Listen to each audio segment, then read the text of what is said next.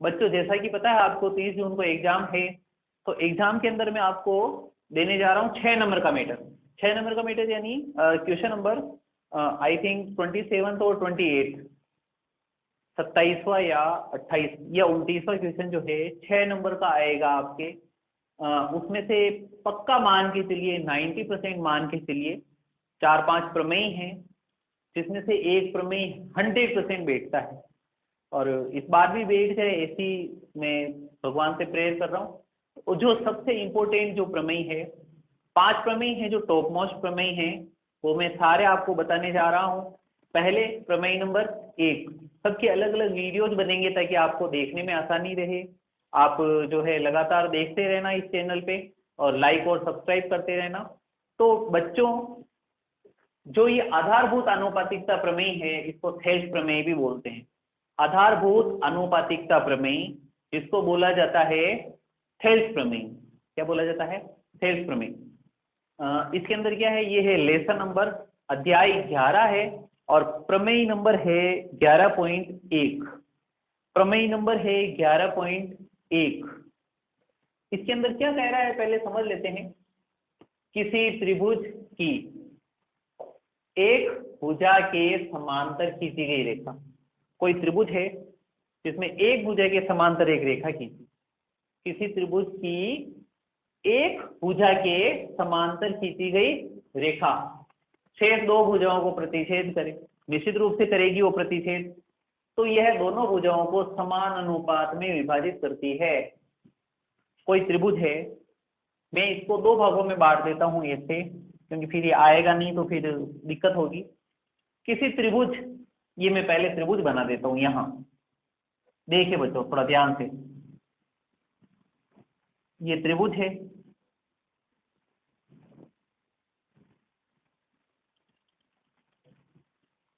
Question कह रहा था किसी त्रिभुज, मैंने त्रिभुज बना दिया कि एक भुजा के समांतर, कोई सी भी एक भुजा ले लो, जैसे मैंने ये एक भुजा ले ली, इसके समांतर खींची गई रेखा, तो इसके समांतर एक रेखा खींच देते हैं। ये त्रिभुज है एबीसी, त्रिभुज क्या है? एबीसी। इसकी एक भुजा के समांतर, तो मैं बीसी के समांतर एक रेखा खींच देता हूं, नाम दे देता हूं एबीसी डी सी, यानी ये इसके समांतर रेखा है। त्रिभुज हो गया एबीसी, बीसी के समांतर रेखा खींच दी। रेखा त्रिभुज की शेष दो भुजाओं को प्रतिच्छेद कर, देखो बची हुई दो भुजाओं को ये प्रतिच्छेद कर रही है, यानी ए बी को डी पर प्रतिच्छेद कर रही है, ए सी को ई पर प्रतिच्छेद कर रही है। तो यह समान अनुपात में विभाजित करती है, अर्थात जहां ये प्रतिच्छेद होगा इनका जो अनुपात होगा वो बराबर होगा। अगर मोटे तौर पे समझना चाहते हो तो प्रमेय ये बोल रहा है कि त्रिभुज एबीसी है, इसके अंदर इसके समांतर ये रेखा है, बीसी के समांतर डीई रेखा है। अगर इसके समांतर ये रेखा समांतर हो तो ही, अगर इसके समांतर ये रेखा है तो एडी और बीडी का अनुपात एई और सीई के अनुपात के बराबर होगा। अनुपात बोले तो ratio, the ratio between AD and BD is proportional to AE and EC. Proportional यानी समान अनुपात में होगी या बराबर होगी, आप ये कह दो इन दोनों का अनुपात इन दोनों के अनुपात के बराबर होगा। एक बार और समझ लो क्वेश्चन क्या कह रहा है, प्रमेय क्या कह रहा है। प्रमेय बोल रहा है कि त्रिभुज है, एक भुजा के समांतर अगर कोई रेखा खींची जाए तो इनका जो अनुपात होगा वो बराबर होगा। अब प्रमेय में 4 बातें आती है जो मैं बता देता हूं। दिया गया है, सिद्ध करना है, रचना अगर होती है तो रचना करनी है, और डेफिनेटली थ्योरम है, प्रमेय है तो रचना होगी होगी। उसके अलावा आता है उपपत्ति। समझ में आ रहा है? तो सबसे पहले अपन लिखते हैं दिया गया है, गिवन। ये इसका हल हो गया, और हल में पहली बात आ रही है दिया गया है। अब क्या दिया गया है, जो देखो जो आपको नजर आ रहा है सामने वो दिया गया है। बताओ क्या दिया गया है? एक एक जना बोलो हाथ खड़ा करके। बोलो। हाँ, त्रिभुज एबीसी जिसमें डीई बीसी के समांतर है और ये ए बी और ए सी को डी और ई बिंदुओं पर प्रतिच्छेद कर रही है, इंटरसेक्ट कर रही है। समझ में आ रहा है? तो क्या दिया गया है, पहले लिखेंगे त्रिभुज ए बी सी में, त्रिभुज ए बी सी में डीई समांतर है बी सी के, जो ए बी तथा ए सी को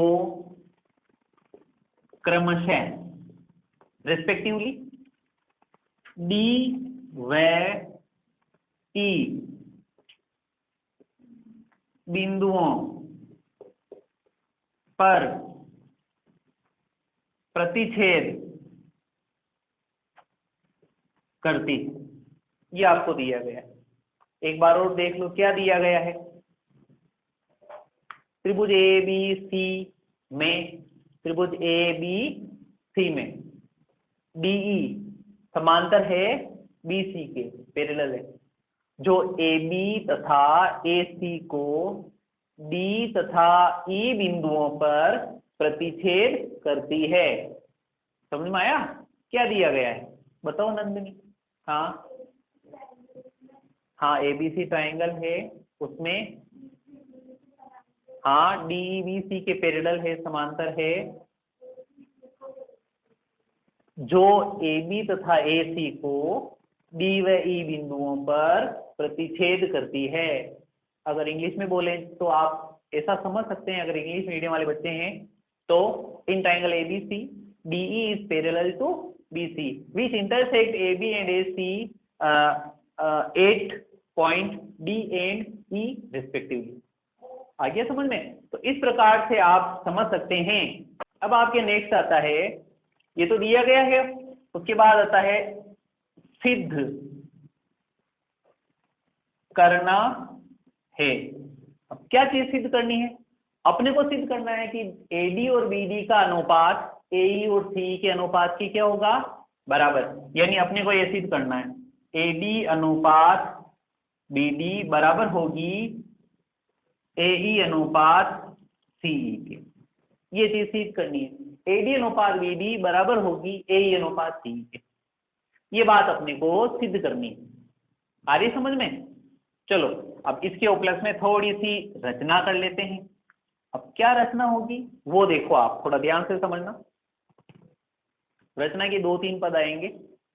अब देखना रचना क्या करते हैं, कंस्ट्रक्शन। बी से ई को मिलाओ, सी से डी को मिलाओ, ये ऐसे।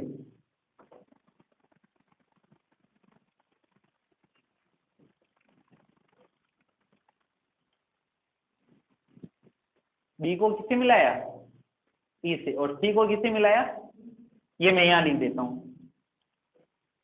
बी को ई से तथा सी को डी से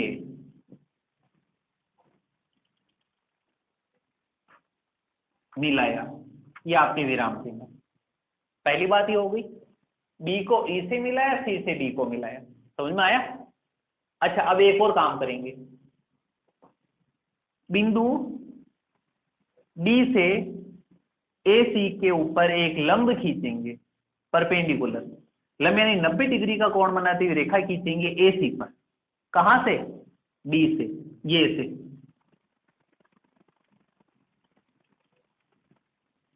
ए बी सी डी ई, इसको एफ नाम दे देते हैं। क्या क्या बताओ? बिंदु डी से डी एफ लंब खींचा ए बी ए सी पर, आप ये लिख देंगे बिंदु डी से डी एफ, ये लंब खींचा ए सी पर। कहां पर खींचा? ये लंब का निशान होता, उल्टा टी का निशान। अच्छा बिंदु ई से भी लंब खींचो ए बी पर, ये से, इसको नाम दे दो जी। बिंदु ई से लिख देंगे तथा बिंदु कहां से? ई से, ई जी लंब खींचेंगे ए बी पर, बनाया, ये आपके विराम चिन्ह है, ये आपकी रचना हो गई। समझ में आ गया ना? ये 3-4 बातें समझ में आई है? क्या किया है मैंने? त्रिभुज ए बी सी में B C D B C के समांतर है, ये तो क्या हो गया, दिया गया है। सिद्ध क्या करना है? ए डी बी डी का अनुपात ए ई सी के बराबर होगा, ये सिद्ध करना है। रचना क्या किया? रचना में क्या किया? बी से ई को, सी से डी को मिलाया, बी से ई को और सी से डी को मिलाया, और डी एफ लंब खींचा ए सी पर, और ई जी लंब खींचा ए बी पर, लंब खींचा। आ गया समझ में? अब आप देखो, ये दिया गया है, सिद्ध करना है रचना। अब आपकी मोस्ट इंपोर्टेंट चीज आती है उपपत्ति। बोर्ड का पूरा उपयोग कर रहा हूं तो इस लाइन को थोड़ा सा मैं इधर की साइड ले लेता हूं, ये यहां पे। आ गया समझ में?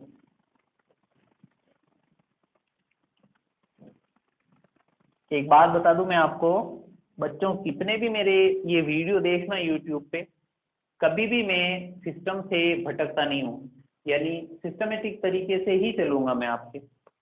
ये ऐसा नहीं कि एक चीज यहाँ लिख दी, दूसरी या तीसरी वहां, ऐसा कभी नहीं करूंगा। अब आपके क्या आता है? उपपत्ति। उपपत्ति यानी सॉल्यूशन। अब आप थोड़ा सा गौर से देखना, ध्यान से देखना, 9th क्लास में भी पढ़ा है मैंने, पढ़ाया आपको। देखना इधर देखो, पहली बात, बी सी डी के समांतर, ये दोनों समांतर है नहीं है? बताओ, है? अच्छा, अब आपको इसमें दो त्रिभुज देखने हैं, बहुत छोटा सा है, मस्त, बी डी ई त्रिभुज देखो, बी डी ई, और एक त्रिभुज देखो सी डी ई, दोनों का एक ही आधार डी ई है, नहीं? एक ही आधार डी ई है। देखो त्रिभुज बी डी ई को देखो और सी डी ई को देखो, बेस दोनों का एक ही बेस। बेस का मतलब जरूरी नहीं कि ये बेस हो, मैं इसकी बी सी की बात नहीं कर रहा हूं, मैं देखो B D E C D E, दोनों का एक ही आधार डी ई है, नहीं है? समझ में आ रहा है?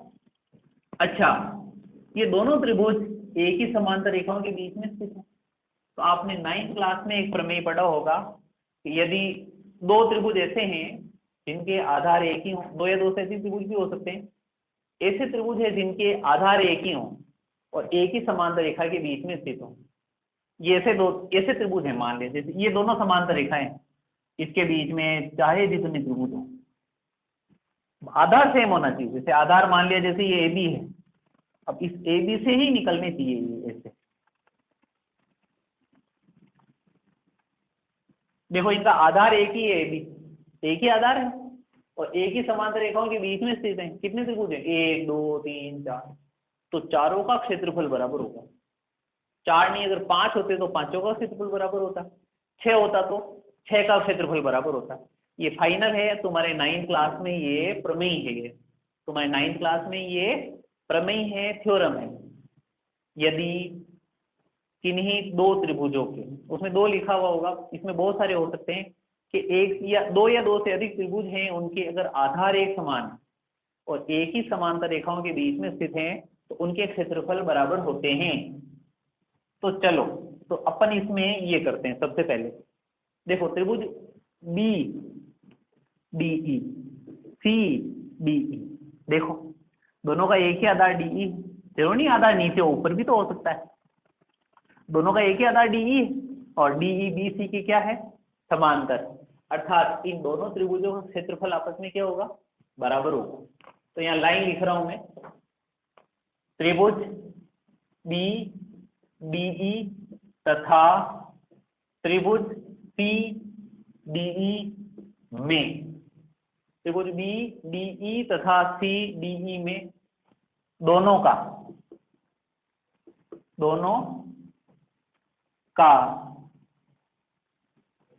एक ही आधार डीई है तथा डीई समांतर है बीसी के, है नहीं है? तब हाँ, अगर इस त्रिभुज का आधार एक ही है, एक ही समांतर रेखाओं के बीच में स्थित है, तब इन दोनों के क्षेत्रफल आपस में क्या होंगे, बराबर होंगे। यानी एरिया BDE बराबर होगा एरिया CDE। इसको समीकरण फर्स्ट, आप चाहें तो नाम ना दें, अभी आ जाएगा समझ में आपको। तो BDE का क्षेत्रफल और CD का क्षेत्रफल आपस में क्या होगा, क्षेत्रफल बोले तो एरिया। समझ में आ रहा है मैं क्या कि एरिया एरिया एरिया समझ में आ रहा है। हाँ, तो BDE का क्षेत्रफल और CD का क्षेत्रफल आपस में क्या हो जाएगा, बराबर हो जाएगा। अब आपको एक काम करना है, इन दोनों पक्षों में ये ADE है ना त्रिभुज, ऊपर देखो सिर पे बैठा हुआ कश्मीर बैठा हुआ ना, देखो ADE है ना, दोनों पक्षों में इसका भाग दे दो, ADE का भाग दे दो दोनों पक्षों में देना, ठीक है। यहां लिख देंगे दोनों पक्षों में एरिया ADE का भाग देने पर, दोनों पक्षों में एरिया ADE का भाग देने पर कैसे, पहले इसमें देंगे area BDE upon area ADE बराबर area CDE upon area AD। BDE है इसमें भी ADE का भाग दिया, CDE है इसमें भी ADE का भाग दे दिया। अब आप देखो, अब चार बातें आपको समझनी है, हो गया ये तो कोई विशेष बात नहीं है। ये लाइन खींची, BDE का एरिया यानी क्षेत्रफल, त्रिभुज का क्षेत्रफल, सूत्र आता है त्रिभुज के क्षेत्रफल का, क्या होगा बताओ। उससे पहले क्षेत्रफल से पहले अपन एक बात समझ लेते हैं, थोड़ा ध्यान से देखना, काम आएगी इसमें। ये जैसे मान लिया कोई त्रिभुज है, अगर मैं कौन सूत्र होता है 1/2 आधार इंटू ऊंचाई, 1/2 आधार BC है, आधार कितना है तो इसकी ऊंचाई क्या होगी बताओ, AB AC। ऊंचाई हमेशा लंबवत होती है, इस बात का ध्यान रखना। ये लंबवत है क्या, तो ये ऐसे मेरे को मेरी हाइट कितनी है, तो जमीन से आप देखना 90 डिग्री का एंगल बन रहा होगा, मेरी हाइट ये है, मैं क्या टेढ़ा हो गया फिर मैं थोड़ी हाइट बताऊंगा क्या, मैं परपेंडिकुलर होती, हाइट हमेशा लंबवत होती है, इस बात का ध्यान रखना। अब हाइट ऊंचाई कहाँ से निकलेगी जो देखना, अगर मैं त्रिभुज नाम दे दूं ABC, क्या नाम दे देता हूं, अगर मैं आधार BC मानूंगा, आधार क्या मानूंगा इसमें, बहुत बारीक चीज है ध्यान से समझना, आधार BC माना तो ऊंचाई कहां से निकलेगी A से। आधार अगर BC मानता, आधार किसी को तीनों भुजाओं में से किसी को भी आधार मान सकता हूं, ऊंचाई उसके लंबवत होनी चाहिए और तीसरे पॉइंट से निकलेगी। जैसे आधार BC है तो ऊंचाई कहां से निकलेगी, A से जो लंब निकल रहा है वो उसकी ऊंचाई होगी, A से जो लंब निकलेगा, भुजा BC पर जो लंब होगा वो उसकी ऊंचाई होगी, इस बात का ध्यान रखना। जैसे अगर आधार BC है तो ऊंचाई A से एक लंब खींच दो BC के ऊपर, ऊंचाई ये होगी साहब। अच्छा, अगर आधार में अगर AC मानो, आधार क्या मानो, तो ऊंचाई कहां से निकलेगी, B से जो लंब निकले AC के ऊपर, ये B से जो लंब निकलेगा वो इसकी ऊंचाई होगी, हमेशा ध्यान रखना। बहुत बारीक काम है, इस प्रमेय में सबसे इंपॉर्टेंट चीज ये, अगर आपने इसको समझ लिया तो ये प्रमेय समझ में आ गया आपको, बाकी सारी बातें तो आ जाएगी समझ में, बट ये मोस्ट इंपॉर्टेंट है जो मैं समझा रहा हूं अभी। हाँ, अगर मान लिया आधार अगर मैं AB मान लूं, ऊंचाई कहां से निकलनी चाहिए, C से जो लंब निकलेगा AB पर, C से जो लंब निकलेगा AB पर। अब आपको मैं वर्बली थोड़ा समझा देता हूं क्या है। अगर मैं त्रिभुज ले लूं BDE ले लेता हूं, क्या ले लेता हूं, BDE। अगर त्रिभुज BDE है और आधार अगर मैं BD मानूं, आधार क्या मानूं, तो ऊंचाई क्या होगी बताओ, ऊंचाई जो ई से जो लंब निकल रही है, ऊंचाई क्या होगी, ई से जो लंब निकल, अब ई से लंब कौन सा, बीडी पर, ई से लंब कौन सा पड़ना चाहिए, बीडी के ऊपर। अच्छा, अगर मैं आधार डी मानूं तो ऊंचाई कौन सी होगी, ऊंचाई डी से निकलेगी, बी से जो लंब खींचा जाएगा किस पर, डी पर, बी से जो लंब खींचा जाएगा किस पर, डी पर। अच्छा, अगर आधार में बी मानो तो ऊंचाई कहां से निकलेगी, डी से, डी से जो लंब खींचा जाएगा किस पर, बी पर, ये ध्यान रखना। अच्छा, अब सारा गेम आपके यही है, अब इस गेम को समझना आप। अब जादू कर रहा हूं, मैजिक कर रहा हूं, ये मैजिक कर दिया मैंने, कर दिया मैजिक। चलो अब इसके अंदर देखते हैं, त्रिभुज बीडी, एक एक त्रिभुज का क्षेत्रफल आपको लिखना पड़ेगा, ध्यान से लिखना पड़ेगा। त्रिभुज बीडी, बीडी कहाँ है जो देखो, बी डी ई, आधार में बीडी मान रहा हूं, आधार क्या माना, यानी 1/2 इंटू बी डी। तो ऊंचाई कहां से निकलेगी, पहले तो इससे डिसाइड करो। आधार बी डी मान लिया तो ऊंचाई कहां से निकलेगी, ई से जो लंब होगा किस पर, बी डी पर। हाँ, आधार बी डी माना ना, तो ऊंचाई ई, तो ई बिंदु को पकड़ो, कहाँ ई, ये रहा, और इससे लंब कौन सा निकल रहा है, ई डी। ये बी डी के ऊपर ही लंब है, बी डी को आगे बढ़ाया और ये लंब खींच दिया। आगे बढ़ा के लंब खींच सकते हैं, जरूर नहीं भूजा पे आवे, आगे बढ़ा दो। तो ऊंचाई कौन सी होगी इसकी, ईजी होगी इसकी ऊंचाई। आप कहोगे ईजी कैसे हुई, बताऊं, त्रिभुज बी डी ई को देखो, ये बी डी ई जो है, आधार बी डी है, तो ऊंचाई नहीं है, कितनी ऊंचाई, कितना ऊंचाई है, इतना ऊंचाई है क्या त्रिभुज, या इतना ऊंचा है, इतना ऊंचाई है, देखो इस त्रिभुज की ऊंचाई क्या होगी, ये या ये, यही होगी ना, ऊंचाई ईजी होगी सारी। अच्छा, अब देखो त्रिभुज एडी को देखो, त्रिभुज कौन सा देखो, एडी, आधार में एडी मान रहा हूं, यानी 1/2 इंटू एडी। तो ऊंचाई कहां से निकलनी चाहिए बताओ, ई से। हाँ, ये रहा त्रिभुज एडीई, ऊंचाई कहां से निकलेगी, ई से, कौन सी,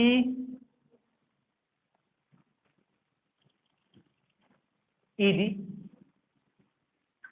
अच्छा, अभी जरा जो त्रिभुज ले लो सी डी,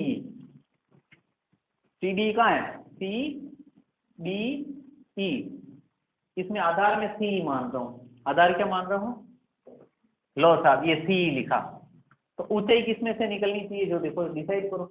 ये सी ई आधार माना, तो ऊंचाई कहां से निकलेगी, डी से, जो लंब होगा डी से। हाँ, सी डी ई, आधार सी है तो ऊंचाई डी से निकलनी चाहिए, तो कौन सी होगी इसकी ऊंचाई, क्योंकि ये इतना ऊंचा है, हाँ, इंटू डी एफ। अच्छा, त्रिभुज ए डी को ले लो, ए डी ई, इसमें आधार में ए ई मान लेता हूँ, आधार क्या मान लिया, ये 1/2 इंटू ए ई। तो ऊंचाई क्या होगी, ऊंचाई निकलेगी डी से। हाँ, डी से कौन सी, डी एफ। ये चार बातें अगर आपको समझ में आ गई तो ये प्रमेय आपको समझ में आएगी। अब क्या होगा देखो, आधे से आधा, ईजी से ईजी कैंसिल, डीएफ से डीएफ कैंसिल, आधे से आधा कैंसिल, जो आया इसको उल्टा करके लिख दो, पलट के लिख दो। जैसे बीडी अनुपात एडी है, इसको उल्टा करके लिखा तो क्या हो जाएगा, एडी अनुपात बीडी बराबर सी अनुपात एई है, तो इसको उल्टा करके लिखा तो क्या हो जाएगा, एई अनुपात सीई। लो साहब, यही आपको सिद्ध करना था, HP hence proud. Thank you. और सुनिए, ये जो प्रमेय है ये 6 नंबर का आ सकता है।